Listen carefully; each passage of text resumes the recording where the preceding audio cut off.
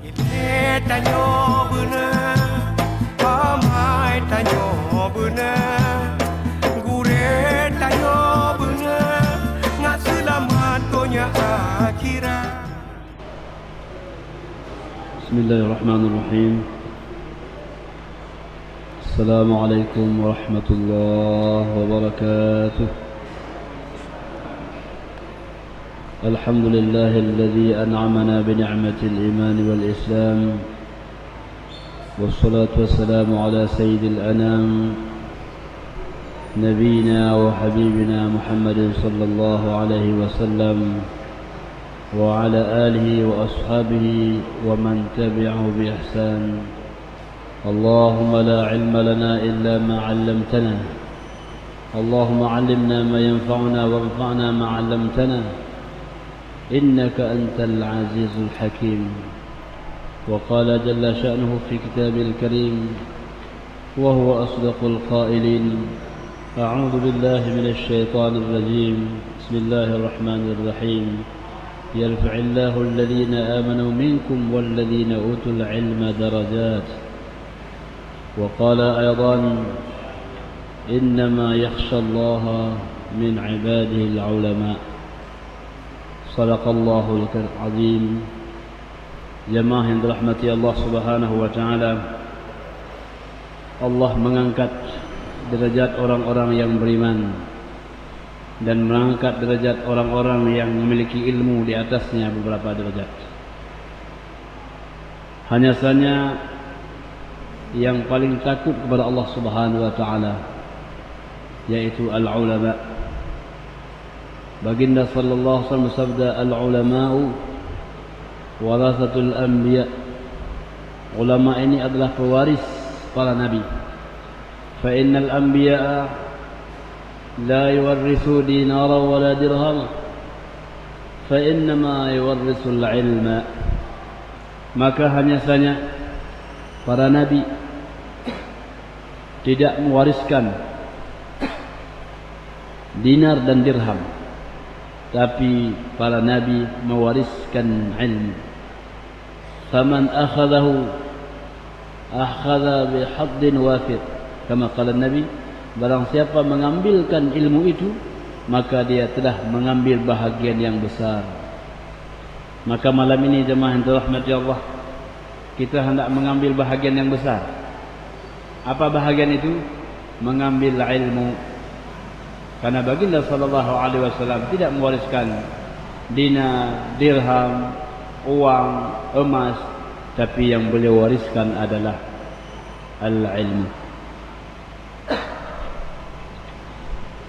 Hamba Allah yang dimuliakan, pada kesempatan ini juga kita akan membicarakan salah satu sarana yang paling penting dalam mempelajari ilmu itu adalah hati. Barang siapa hatinya bersih, maka dia akan mendapatkan ilmu yang banyak. Barang siapa yang hatinya kotor, maka jauhlah ia dari ilmu. Hamba Allah yang dimuliakan, mari kita review, kita ulang kembali sedikit pengajian kemarin.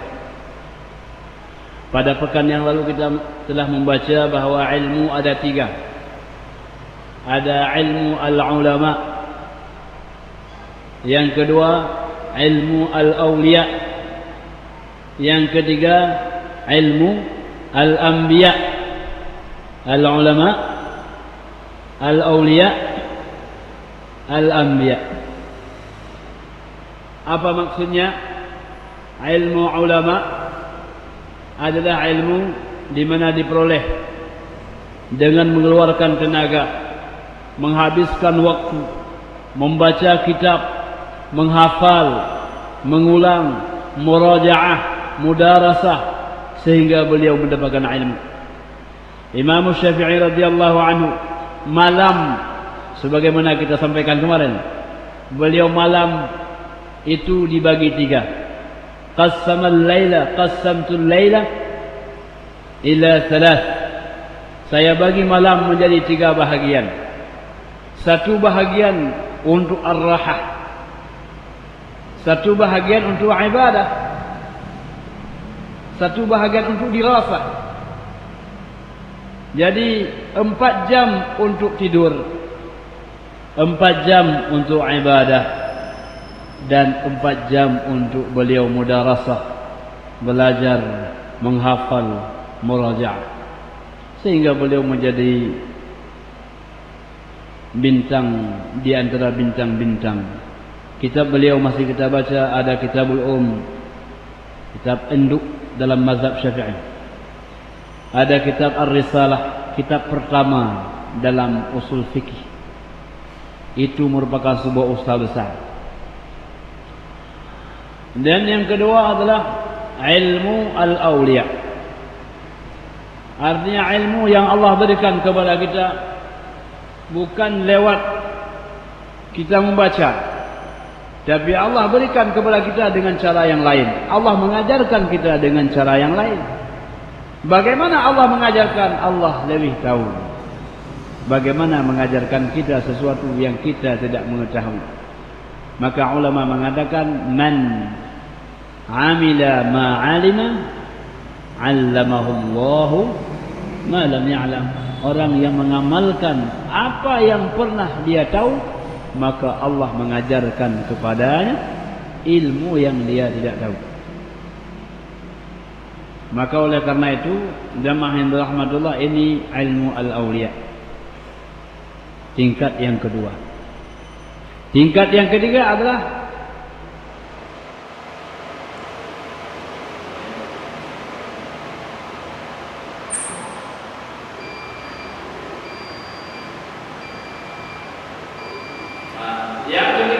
ilmu al-anbiya.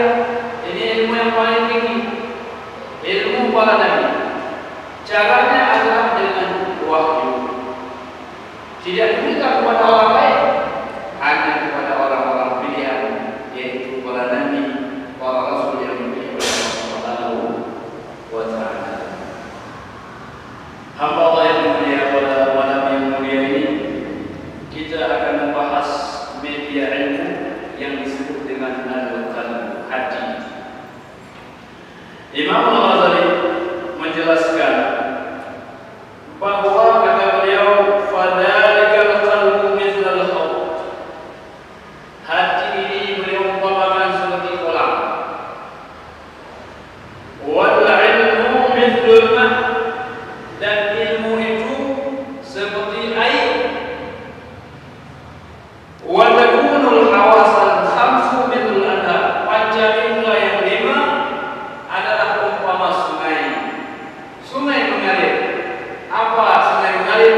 Yang kita lihat, yang kita dengar, yang kita rasa, itu semua yang mengalir. Semakin besar sungai, semakin banyak airnya. Semakin bagus pendengaran kita, semakin banyak ilmu kita. Semakin bagus penglihatan kita, semakin banyak ilmu kita. Semakin bagus cernaan kita, semakin banyak ilmu kita. Itu adalah air yang mengalir.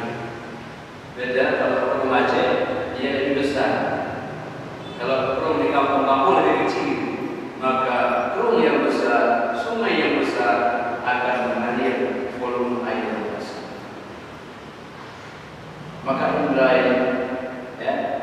yang paling berfungsi itu apa? Indra yang paling kuat berfungsi itu bernama telinga. Orang yang bagus telinganya mesti banyak ilmu. Maka orang yang paling baik adalah orang yang mendengar, bukan orang bicara. Orang paling mendengar. Jadi saya ini paling baik. Bapak Ibu saya itu paling baik yang mendengar. Maka itulah sebabnya Allah Subhanahu wa taala mengatakan, innas sam'a wal absara wal fuada. Sesungguhnya pendengaran. Jadi diletakkan pada nomor 1. Wal absara, penglihatan nomor 2. Wal fuada, yang ketiga baru hati. Jadi jemaah yang dirahmati Allah Subhanahu wa taala, karena pendengaran itu adalah indera yang pertama berfungsi ketika kita lahir. ketika orang lahir, maka indera yang pertama berfungsi bernama telinga. Mata kita belum berfungsi, hidung kita belum berfungsi. Yang pertama berfungsi adalah telinga. Maka agama perintahkan kita, apabila ada anak yang lahir, maka azankanlah dia di sebelah telinga kanannya, iqamahkan sebelah kirinya. Tidak diperintahkan putar film. Kenapa? Karena indera yang pertama berfungsi adalah telinga. Maka diperintahkan azan. Allahu Akbar, Allahu Akbar, Allahu Akbar, Allahu Akbar. Asyhadu an la ilaha illallah, asyhadu an la ilaha illallah, asyhadu anna Muhammadar Rasulullah, asyhadu anna Muhammadar Rasulullah, hayya 'alas shalah. Jadi pelajaran pertama ketika kita lahir, apa ilmu yang diajarkan? Ilmu untuk melaksanakan solat. Informasi yang pertama kita dapatkan dari Allah Subhanahu wa taala adalah informasi untuk melaksanakan solat. Jadi bukan puasa, bukan zakat, bukan haji, tetapi melaksanakan solat. Wahai manusia, hidupmu ini untuk melaksanakan salat. Puasa apa? Kalau kau sudah melaksanakan salat, pasti kau melaksanakan puasa. Tapi kalau kau melaksanakan puasa, belum tentu kau melaksanakan salat. Betapa banyak orang yang berpuasa tapi tidak salat. Apakah ada orang salat yang tidak berpuasa? Jarang. Maka perintah salat sama dengan perintah semua urusan. Jadi di sana Allah telah memberitakan kepada kita bahwa informasi pertama didengar oleh telinga, dan yang paling utama diinformasikan adalah ilmu tentang salat. Setelah hayya 'alas salah, setelahnya apa? Hayya 'alal falah. Mari kita salat. Kalau kau salat apa lagi? Hayya 'alal falah. Mari kita masuk syurga. Ya, jadi hayya 'alal falah, mari mencari keuntungan, kemenangan. Apa kemenangan itu? Masuk ke dalam syurga. Maka apabila orang sudah melaksanakan salat, maknanya dia sudah dekat dengan pintu syurga. Tinggal buka. Sehingga Allah mengatakan, qad aflahal mu'minun alladzina hum fi salatihim khashi'un والذين هم عن اللغو معرضون والذين هم للزكاة فاعلون. Sungguh beruntunglah orang yang beriman. Beruntung apa? Masuk surga. Tidak ada beruntung lain. Masuk surgalah orang yang beriman. Bagaimana caranya? Orang beriman pertama adalah mereka yang khusyuk dalam solatnya. Jadi kalau khusyuk dalam solat apa? Sudah ada tanda-tanda pintu surga terbuka di dalamnya. InsyaAllah jamaah ini kita semua termasuk orang yang terbuka pintu surga. Amin. Amin rabbal alamin. Karena jamaah yang dirahmati Allah, kalau sudah masuk surga, sudah hilang semua kesengsaraan, hilang semua kedukaan, yang tinggal hanya kebahagiaan. Di dunia ini kan banyak susahnya. Maka Allah mengatakan faman zuhziha 'anil nar wa udkhilal jannata faqad faza. Orang yang lepas dari api neraka. Kenapa?